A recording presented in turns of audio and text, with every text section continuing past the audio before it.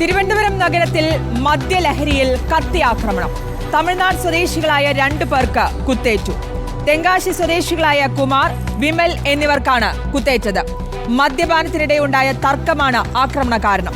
പ്രതികളിൽ ഒരാളെ fort police കസ്റ്റഡിയിലെടുത്തു. അഷിൻ ഡിയാഗോ ഈ വാർത്തയുടെ കൂടുതൽ വിവരങ്ങൾ നൽകും.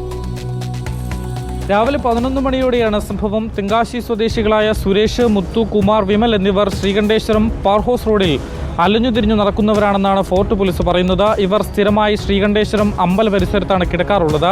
മദ്യപാനത്തിനിടെ ഇവർക്കിടയിൽ തർക്കമുണ്ടാവുകയും മദ്യലഹരിയിൽ സുരേഷും മുത്തുവും വിമലിനെയും കുമാറിനെയും കുത്തിപ്പരിക്കേൽപ്പിക്കുകയായിരുന്നുവെന്നും പോലീസ് പറയുന്നു. കുത്തേറ്റ് 2 പേരും മെഡിക്കൽ കോളേജിൽ ചികിത്സയിലാണ്. ഇവർക്ക് സർജറി വേണ്ടി വന്നു. ഇവരുടെ ആരോഗ്യസ്ഥിതി ഇപ്പോൾ മെച്ചപ്പെട്ടിട്ടുണ്ട്. സംഭവത്തിൽ ഒരാളെ പോലീസ് കസ്റ്റഡിയിലെടുത്തിട്ടുണ്ട്. സംഭവശേഷം ഒളിവിൽ പോയ സുരേഷിനെ വഞ്ചിയൂർ ഭാഗത്തു നിന്നാണ് പോലീസ് പിടികൂടിയത്. മുത്തുവിന് വേണ്ടിയിട്ടുള്ള തിരച്ചിൽ ഇപ്പോഴും പുരോഗമിക്കുകയാണ്. അഷിൻ ഡിയാഗോ ആണ് വിശദാംശങ്ങൾ നൽകിയത്.